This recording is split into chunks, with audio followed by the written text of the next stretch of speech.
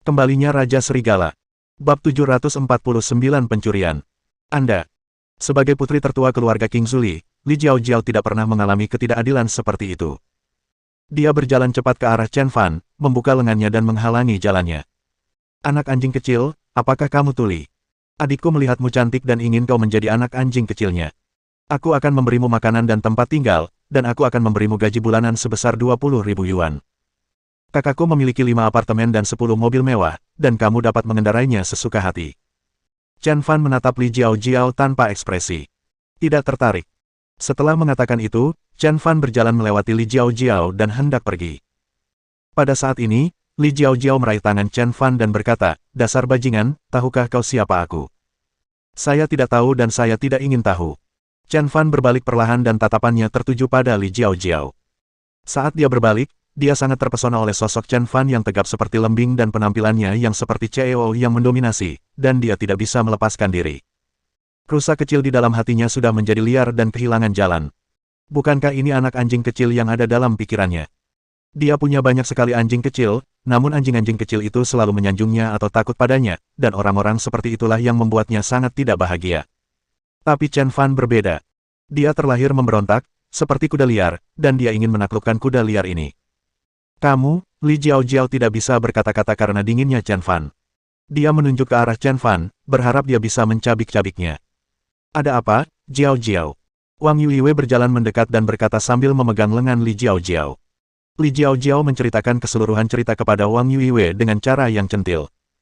Setelah mendengarkan ini, Wang Yuiwei menjadi lebih bersemangat. Bukankah laki-laki berkepribadian seperti ini adalah laki-laki yang selama ini diimpikannya? "Halo, namaku Wang Yuiwei, aku Li Jiaojiao." Tanpa menunggu Wang Yuiwei menyelesaikan kata-katanya, Chen Fan pun berlalu pergi. Hanya Li Jiaojiao dan Wang Yuiwei yang tersisa melihat sekeliling. Benarkah ada seorang pria yang tidak bisa mereka kalahkan? Para penonton berdiskusi. Li Jiaojiao dan Wang Yuiwei juga merasa marah dan malu dalam sekejap. Mereka adalah wanita terkenal di Qingzhou, tetapi sekarang mereka bahkan tidak bisa mendapatkan seorang pria. Jika ini tersebar, bukankah itu memalukan? Keduanya saling memandang dan segera menyusun rencana. Li Jiaojiao tiba-tiba menunjuk ke arah Chen Fan dan berteriak, "Bajingan, kau mencuri liontin Gyoku." Li Jiaojiao adalah seorang wanita riang dengan suara yang terkenal keras. Sekarang, setelah mendengar teriakan Li Jiaojiao, semua orang tercengang. Hanya Wang Yuiwei yang menyeringai. Para penonton bahkan lebih tercengang. Mereka tidak pernah menyangka bahwa mereka berdua akan gagal menggoda pria itu dan malah berbalik menggigit Chen Fan, menuduhnya mencuri liontin Gyoknya. Siapakah yang akan percaya alasan konyol seperti itu? Chen Fan mengabaikan panggilan Li Jiaojiao dan pergi. Pada saat ini, Li Jiaojiao berlari ke arah Chen Fan, menunjuk ke arah liontin giok di tangan Chen Fan, dan berkata, "Kamu mencuri liontin giokku." Chen Fan berhenti dan menatap Li Jiaojiao. Wanita ini agak menyebalkan. Dia terus-menerus menimbulkan masalah baginya. "Apa yang ingin kamu lakukan?" Suara Chen Fan terdengar sedikit dingin, bahkan dengan nada bertanya. "Apa yang ingin saya lakukan?" Li Jiaojiao berkata dengan sikap yang sangat arogan. Dia menghampiri Chen Fan dan berkata, "Kamu mencuri liontin giokku, dan kamu masih bertanya apa yang ingin aku lakukan." Chen Fan mengerutkan kening. Dia tidak pernah berhubungan dengan wanita ini, jadi bagaimana dia bisa mencuri liontin gioknya? "Aku tidak," jawab Chen Fan. "Kamu tidak memilikinya." Li Jiaojiao mencibir, lalu menunjuk liontin giok keluarga Chen di leher Chen Fan dan berkata, "Liontin giok ini milikku." Chen Fan menatap liontin giok itu dan langsung menyadari bahwa wanita ini sengaja membalas dendam padanya. Tatapan mata yang tegas terpancar di matanya, lalu dia berkata, "Aku tidak punya waktu untuk mengeluh padamu, jadi jangan halangi jalanku." Sebagai putri tertua keluarga Li, dia bisa mendapatkan apapun yang diinginkannya, jadi bagaimana dia bisa mentolerir penghinaan seperti itu? "Kau tidak punya waktu untuk mengeluh padaku." Li Jiaojiao mencibir dan berkata, "Menurutku kamu hanya merasa bersalah dan ingin pergi secepatnya. Berikan padaku." Saat dia berkata demikian, Li Jiaojiao menerkam ke depan dan berusaha menarik liontin giok itu dari leher Chen Fan. Chen Fan sedikit menoleh ke samping untuk menghindari cengkeraman Li Jiaojiao, dan Li Jiaojiao pun terjatuh ke tanah sebagai balasannya. Wajahnya memar dan bengkak dan dia merasakan sakit yang luar biasa. "Kamu!" Li Jiaojiao sangat marah. Melihat Li Jiaojiao diganggu, Wang Yuiwei bergegas mendekat, meraih lengan Chen Fan, dan berkata, "Dia tidak hanya mencuri, dia juga memukuli orang." Wang Yuiwei langsung berteriak, dan Li Jiaojiao juga berdiri dan mengelilingi Chen Fan. "Wah, Aku putri sulung keluarga Li, dan ini putri sulung keluarga Wang. Kamu mencuri barang-barang kami dan memukuliku. Bagaimana kamu menjelaskannya? Li Jiao menunjuk Chen Fan dan berkata, Liontin giok ini milikku. Chen Fan menjawab, itu milikku, dan kau mencurinya dariku. Kata Li Jiao. Apakah kau punya bukti bahwa aku mencuri liontin giokmu? Chen Fan memandang Li Jiao. Li Jiao tertegun sejenak dan tidak tahu harus berkata apa untuk sesaat. Pada saat ini, Wang Yuiwei tiba-tiba bertanya, bukti. Bukti apa lagi yang kamu butuhkan? Barang kecilku jatuh di lehermu. Ini bukti terbaik. Apalagi yang ingin kau permasalahkan? Omong kosong. Chen Fan tidak mau memperhatikan Li Jiao dan Wang Yuiwei. Dia baru saja berjalan 2 langkah ketika dia dihadang oleh sekelompok orang. Kelompok itu dipimpin oleh seorang pria berusia 20-an. Lelaki itu tampak nakal, mengenakan perhiasan emas dan perak, dan sekilas ia jelas seorang playboy generasi kedua yang kaya. Dia pertama kali melirik Li Jiao, lalu mengangkat kepalanya dengan antusias dan berkata, Jiao, saudari Yuiwei, ada apa? Bagaimana dia menggertakmu? Bab 750 Manusia Anjing. Dia. Li Jiao menunjuk ke arah Chen Fan dan berkata, Tuan Cheng, dia menindas kita. Pria bajingan di depannya adalah Cheng Fangzu, putra tertua keluarga Cheng. Meskipun keluarga Cheng di kota Qingzhou tidak dapat dibandingkan dengan keluarga kuno seperti keluarga Chen, namun tetap saja merupakan negara adik kuasa yang mutlak jika dibandingkan dengan keluarga Li dan keluarga Wang. Cheng Fangzu juga dikenal karena kepribadiannya yang romantis. Dia telah berpartisipasi dalam beberapa kegiatan bersama Li Jiao dan Wang Yuiwei, dan dia sangat peduli terhadap kedua wanita itu. Jadi, ketika Cheng Fangzu melihat Li Jiao dan Wang Yuiwei diintimidasi, dia berdiri. Ketika Li Jiao dan Wang Yuiwei melihat Cheng Fangzu, mereka seperti telah menemukan sedotan penyelamat. Wang Yuiwei bersandar di bahu Cheng Fangzu dan menangis, Fangzu, adikku Jiao dan aku telah diganggu oleh orang ini. Kamu harus melampiaskan kemarahanmu pada kami. Cheng Fangzu tidak tahan dengan suara lembut Wang Yuiwei. Dia menegakkan punggungnya dan menatap Chen Fan dengan jijik, wah, apakah kamu menggertak mereka? Chen Fan berbalik dan menatap Cheng Fangzu. Dia kenal Cheng Fangzu. Saat masih menjadi guru tertua di keluarga Chen, Cheng Fangzu dan ayahnya pernah berkunjung ke keluarga Chen. Cheng Fangzu juga memandang Chen Fan. Lelaki di depannya memiliki alis tajam dan mata cerah, dan dia benar-benar merasakan deja vu. Tapi, aku tidak bisa mengatakan siapa dia. Cheng Fangzu menggelengkan kepalanya, berpikir bahwa Chen Fan hanyalah saudara laki-laki atau adik laki-laki dari wanita yang pernah diganggunya, jadi dia tidak terlalu peduli. Saya bertanya padamu. Suara Cheng Fangzu menjadi lebih keras. Li Jiao dan Wang Yuiwei juga berdiri di samping Cheng Fangzu dan berkata, wah, Tuan Cheng bertanya kepadamu, apakah kamu tuli? Kamu tidak seperti ini saat kamu menindas kami tadi. Kenapa kamu bertingkah seperti kucing sakit sekarang? Chen Fan berbalik dan menatap Cheng Fangzu. Jelaslah dia tidak melihat identitasnya, tetapi itu tidak masalah. 2 anjing menggigitmu. Bagaimana kau masih bisa tersenyum jika aku tidak memukulmu? Kata Chen Fan. Kamu. Li Jiao dan Wang Yuiwei sangat marah hingga mulut mereka terpelintir. Mereka tidak pernah menyangka bahwa Chen Fan berani memanggil mereka anjing ketika dia akan meninggal. Ini sungguh keterlaluan. Tuan Cheng, lihat dia. Li Jiao dan Wang Yuiwei menghentakkan kaki, sangat marah. Wah, kamu benar-benar tidak mau menerima roti panggangku. Cheng Fangzu berjalan mendekat dan berkata kepada Chen Fan dengan nada merendahkan. Sekarang, aku ingin kalian berlutut sekarang juga dan meminta maaf kepada Jiao dan Yuiwei. Kalau tidak, aku akan membuatmu menghilang di jalan ini.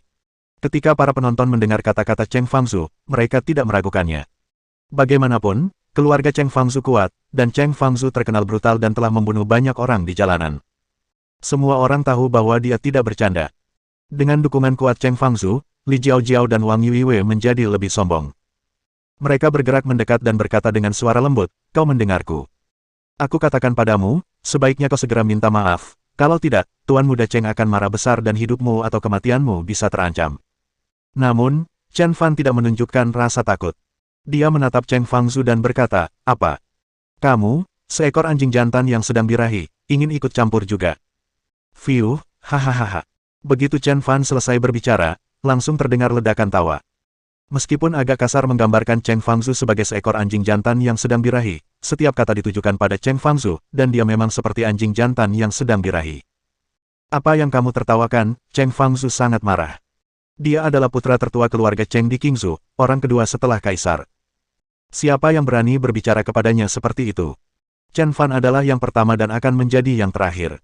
Dia membentak Chen Fan, dasar bajingan, tahukah kau siapa aku? Saya putra tertua keluarga Cheng. Tahukah Anda apa akibatnya jika berbicara kepada saya dengan nada seperti ini? Wah, aku tidak menerima permintaan maaf. Sekarang aku ingin kau menghilang di jalan. Ketika para penonton mendengar raungan Cheng Fangzu, mereka langsung tahu bahwa pertempuran besar akan segera terjadi dan Chen Fan akan segera mati. Semua orang memberi jalan menuju sebidang ruang terbuka. Li Jiaojiao dan Wang Yuiwei juga menyilangkan tangan, tampak seperti sedang menonton pertunjukan Chen Fan. Mereka berkata dengan dingin, aku ingin kau mati di ranjangku, tetapi kau memilih mati di pisau. Kau benar-benar bajingan. Bah, dasar bajingan. Wang Yuiwei mundur selangkah. Tuan Cheng, mulai. Cheng Fangzu tidak berkata apa-apa lagi dan berkata kepada anak buahnya di belakangnya, buat dia menghilang dari jalan, segera, sekarang juga. Cheng Fangzu menggonggong seperti anjing gila, dan 6 orang di belakangnya langsung bergegas keluar. Bab 751 Serangan Brutal. Keenam orang itu bersaing satu sama lain, dan kecepatan mereka tak tertandingi. Semua orang dapat melihat bahwa mereka pastilah para elit keluarga Cheng, dengan efektivitas tempur yang luar biasa. Melihat Chen Fan di depannya, selain sedikit tampan, dia tidak memiliki bakat atau keterampilan nyata. Semua orang sepakat bahwa Chen Fan pasti tidak akan mampu menahan pengepungan 6 orang dari keluarga Cheng. Ledakan. Tidak perlu terlalu banyak penjelasan atau terlalu banyak pengaturan. 6 orang dari keluarga Cheng mengepung Chen Fan. Namun, Chen Fan tidak bergerak sama sekali, seolah-olah dia tidak terlihat. Ketika Li Jiaojiao dan Wang Yuiwei melihat ke-6 orang dari keluarga Cheng mengelilingi Chen Fan, mereka langsung gembira. Tahukah Anda, ke-6 orang ini adalah orang-orang elit Cheng Fangzu. Alasan utama mengapa Cheng Fangzu dapat memamerkan kekuatannya di sini adalah karena ke-6 orang ini. Sekarang, dengan 6 orang bergabung, bahkan jika Chen Fan diberi 10 nyawa, dia tetap akan mati. Oh, lihatlah, anak itu tadi begitu sombong. Tetapi sekarang dia tidak berani mengatakan sepatah kata pun. Beberapa orang tidak akan menangis sampai mereka melihat peti mati. Sekarang mereka takut, tetapi sudah terlambat. Li Jiaojiao dan Wang Yuiwei tertawa sinis. Minta maaf tidak ada gunanya. Dipukuli bisa membuatku merasa lebih baik. Cheng Fangzu mencibir. Buat dia menghilang. Teriaknya. Tepat ketika semua orang hendak bergegas menuju Chen Fan, tiba-tiba. Ledakan. Cuaca di Qingzu cerah, tetapi tiba-tiba turun salju lebat. Perubahan yang mendadak itu membuat semua orang tercengang. Saya pikir salju lebat ini datang terlalu tiba-tiba.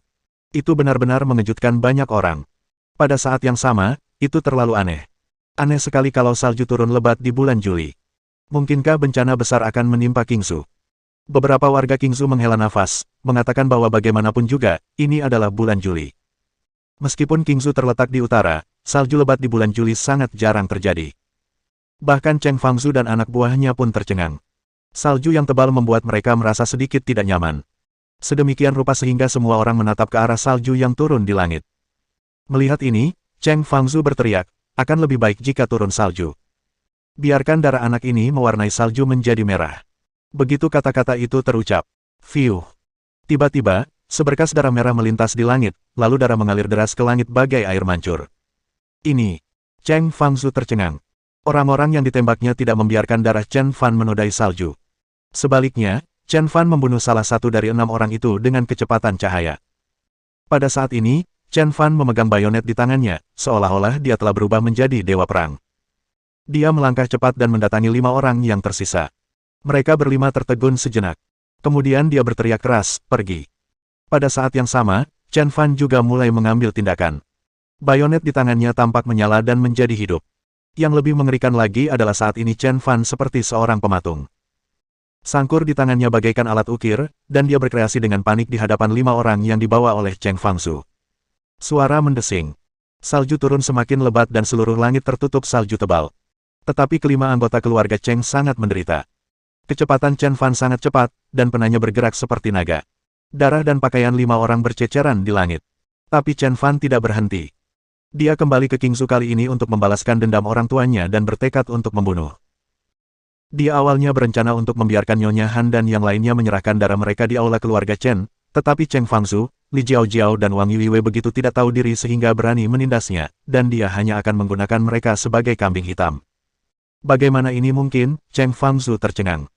Saya tidak pernah menyangka Chen Fan akan begitu menakutkan. Para elit keluarga Cheng bagaikan kayu busuk di bawah pisau Chen Fan, serpihan-serpihannya berjatuhan satu demi satu. Dan puing-puing ini bukanlah puing-puing sama sekali, melainkan darah, pakaian, bahkan jari-jari dan daging dari 5 orang. Untuk sesaat, seluruh salju putih di langit ditutupi lapisan tinta merah. Adegan yang menegangkan seperti itu akan membuat siapapun merasa ngeri. Dewa pembunuh. Pria ini adalah dewa pembunuh. Semua orang memberikan komentar mereka tentang Chen Fan. Ada banyak master di Qingzu, tetapi dibandingkan dengan Chen Fan, mereka sama sekali tidak berada pada level yang sama. Siapakah sebenarnya orang ini? Semua orang tercengang. Pada saat ini, bayonet di tangan Chen Fan berhenti, dan dia berdiri di sana seperti gunung yang menjulang tinggi. Memaksa semua orang mundur 3 langkah. Melihat para elit keluarga Cheng di tanah, dibandingkan dengan 5 orang, elit pertama yang dipenggal beruntung karena ia mengakhiri hidupnya sendiri dengan 1 pisau. Adapun 5 orang lainnya, ada banyak sekali bekas pisau di tubuh mereka. Kemanapun Anda memandang, setiap tempat yang dapat meninggalkan luka dipenuhi bekas pisau. Terlebih lagi, bekas-bekas pisau itu rumit dan kusut, seperti jaring ikan, yang memperlihatkan seberapa besar rasa sakit yang mereka tanggung. Ketika semua orang melihat pemandangan ini, mereka semua menelan ludah mereka. Saat mereka melihat Chen Fan, mereka mundur seolah-olah mereka baru saja melihat binatang buas. Cheng Fangzu, Li Jiao, dan Wang Yuiwei berkeringat banyak dan terengah-engah. Metode Chen Fan sangat mengejutkan mereka. Pada saat ini, tatapan tajam Chen Fan tertuju pada ketiga orang itu. Dia berkata sambil mencibir, bagaimana denganmu? Bab 752 kamu mengancamku. 3 kata Chen Fan, bagaimana denganmu? Itu seperti bunyi lonceng kematian, dan setiap kata menusuk hati ketiganya. Kami, Li Jiao dan Wang Yuiwei ragu-ragu. Mereka tidak pernah menyangka orang yang kelihatannya biasa saja bisa mempunyai kekuatan sebesar itu. Sekarang, keduanya sangat menyesal karena tidak melakukan hal itu. Cheng Fangzu memandang para elit keluarga Cheng yang sama sekali tidak dapat dikenali di depannya, dan dia juga merasakan tekanan besar dari Chen Fan. Namun karena wajahnya, dia terlalu malu untuk membungkuk kepada Chen Fan. Dia menunjuk ke arah Chen Fan dan berkata, wah, tahukah kamu siapa aku? Kau membunuh para elit keluarga Chengku. Kau pantas mati. Sekarang, berlututlah dan segera minta maaf kepadaku, dan aku akan mengampuni nyawamu. Suara mendesing. Chen Fan tiba di depan Cheng Fangzu dalam sekejap, dan Cheng Fangzu hanya merasakan hembusan angin bertiup ke arahnya. Dan ketika dia bereaksi, Chen Fan menatapnya seperti dewa perang. Kamu. Cheng Fangzu ragu-ragu sejenak lalu berkata, kamu. Apa yang akan kamu lakukan? Wah. Chen Fan menamparkan wajah Cheng Fangzu, meninggalkan 5 bekas tamparan merah yang terlihat. Cheng Fangzu hampir terjatuh, tetapi Chen Fan meraih kerah bajunya dan mencegahnya jatuh. Namamu Cheng Fangzu, tuan muda tertua dari keluarga Cheng. Wah. Chen Fan menamparkan wajah Cheng Fangzu lagi. Dia menjawab lagi, memangnya kenapa kalau aku membunuh elit keluarga Chengmu? Bagaimana bisa kau membuatku pantas mati? Saat ini, Cheng Fangzu sudah babak belur, bagaimana mungkin dia berani mengatakan sepatah kata pun. Tetapi Chen Fan tidak mentolerir kebiasaan buruknya dan menamparnya lagi. Wajah Cheng Fangzu begitu bengkak hingga tidak dapat dikenali lagi. Bahkan ayahnya hanya dapat mengenalinya melalui tes paternitas. Namun Chen Fan menatapnya sambil tersenyum tipis dan bertanya, sekarang, apakah kamu masih membutuhkan aku untuk berlutut dan meminta maaf padamu? Cheng Fangzu tidak berani meminta Chen Fan untuk meminta maaf. Dia terus berkata, tidak perlu. Tidak perlu. Kamu sudah dewasa, kamu kakaknya, aku tahu aku salah. Chen Fan melemparkan Cheng Fangzu, lalu berbalik dan menatap Li Jiao dan Wang Yuiwei dengan serius. Kamu bilang, batu giok di tanganku ini milikmu. Chen Fan memandang Li Jiao dan Wang Yuiwei. Li Jiao dan Wang Yuiwei tertegun sejenak. Bagaimana bisa potongan batu giok ini milik mereka? Itu jelas alasan yang mereka buat untuk menimbulkan masalah bagi Chen Fan. Cheng Fangzu di sebelahnya juga melihat ke sini, menunggu jawaban dari Li Jiao dan Wang Yuiwei. Dia mendengar bahwa Chen Fan telah mencuri liontin giok Li Jiao, jadi dia menyinggung Chen Fan, sang dewa kematian. Jika sesuatu yang tidak terduga terjadi di tengah-tengah, dia pasti akan menamparkan Li Jiao dan Wang Yuiwei sampai mati. Keduanya ragu-ragu dan tidak tahu bagaimana menjawabnya sejenak. Bicaralah, Cheng Fangzu adalah orang pertama yang marah.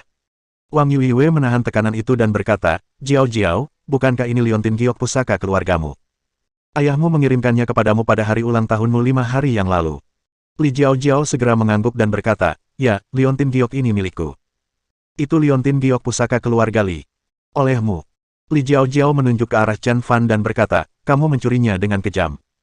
Kamu adalah pencuri Chen. Chen Fan tersenyum tipis dan berkata, baiklah, karena itu milik keluargamu, aku akan memberikannya padamu. Mendengar ini, Li Jiao dan Wang Yuiwei tertegun sejenak. Tahukah Anda, mereka telah memaksa Chen Fan untuk mengembalikan liontin giok itu kepada mereka, tetapi Chen Fan menolak untuk melakukannya. Sekarang, Chen Fan telah mengalahkan elit keluarga Cheng dan pihaknya telah menang, tetapi dia ingin menyerahkan liontin giok. Hal ini membuat mereka sangat bingung. Mengapa? Cheng Fangzu juga tiba-tiba terbangun. Dia menunjuk ke arah Chen Fan dan berteriak, "Jadi, ternyata kamu benar-benar mencuri liontin giok itu. Kau juga membunuh banyak elit keluarga Chengku. Kau pantas mati. Mulai sekarang, keluarga Chengku dan kamu, seorang pencuri, tidak akan pernah berdamai." Saat Cheng Fangzu masih mengumpat, Chen Fan sudah melepaskan liontin giok itu dan melemparkannya langsung ke Cheng Fangzu sambil berkata, "Tolong berikan liontin giok ini kepada wanita itu." Cheng Fangzu melotot ke arah Chen Fan dan berkata, "Jangan berpikir bahwa mengembalikan batu giok akan mengakhiri masalah hari ini. Aku katakan kepadamu bahwa jika kamu membunuh 6 orang dari keluarga Chengku, aku tidak akan pernah memaafkanmu." Chen Fan tidak menjawab perkataan Cheng Fangzu, tetapi tersenyum dan berkata, "Cheng Fangzu, ingatlah, jika aku melepaskan giok ini dari leherku, tidak akan mudah untuk memasangnya kembali. Apakah kamu mengancamku?" Cheng Fangzu bertanya dengan dingin. Dan pada saat ini, kepingan salju jatuh di liontin giok. Cheng Fangzu menggunakan ibu jarinya untuk menggeser kepingan salju pada liontin giok, dan sebuah kata muncul pada detik berikutnya. Ketika Cheng Fangzu melihat kata ini, dia tercengang.